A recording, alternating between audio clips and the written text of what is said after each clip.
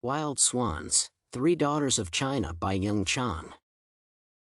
Written by Jung Chang, Wild Swans, Three Daughters of China is a historical book that describes the chauvinistic nature of the male gender in China during the 20th century. Ruled by the oppressive Mao regime, Chang enlightens the world about the hardships that women experience in China by giving the life history of her grandmother, mother, and herself. As the story unfolds, the major theme highlighted is inhumanity.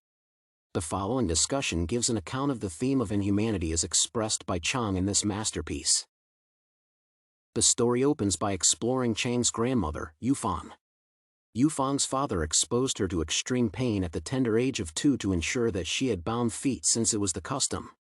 Secondly, Yufang's father organized to marry her off to a rich old warlord to improve his social status. Sadly, not only was the warlord already married, but he also kept countless concubines.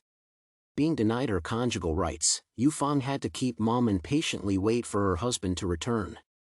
After his return, Yufang delivered a baby girl, but her happiness was short-lived because the general became extremely sick.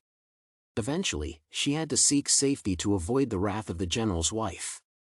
Unfortunately, back home, her father was not ready to welcome her. Instead, he passed her into the hands of an old doctor.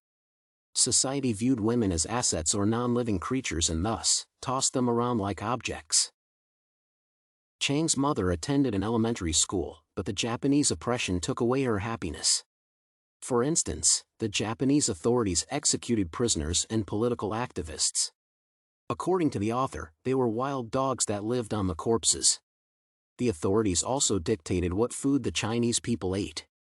As a part of the education curriculum, the school showed films with Japanese soldiers cutting people in half and prisoners tied to stakes being torn to pieces by a dog. Sometimes, some industries employed child labor. However, there was discrimination in terms of work and food allocated to everyone. While the Chinese children ate worms-infested food, the Japanese had a balanced diet.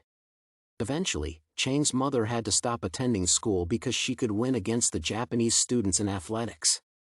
Her parents married her off, and like other men, her husband had no respect for her. His inhumane nature led her to miscarriage when he forced her to walk a long distance while he rode in a jeep. When Chang arrived in China, education and lifestyle, especially women, forced her to hard work, so, eventually, she moved to England where she currently lives. Chang's story received worldwide recognition except in China. The book is available in over 30 languages, and most people are impatient to learn about the traditions and politics of China. The major weakness of the book is the author's application of a judgmental tone, which not only draws emotions in the audience but also in the victims of the regime and the Chinese government. Secondly, the book is illegal in China, therefore, who should read it, if not the Chinese? Finally, more than half of the story is about the ruling regime in China, thus, the title Communism fits the book better than Wild Swans, Three Daughters of China. Concisely, Jung Chang's description of Chinese society reveals the suffering and struggles of the population, especially women. According to her, amid suffering, ruin, and death, I had above all known love and the indestructible human capacity to survive and to pursue happiness, and that is all she did during her stay in China.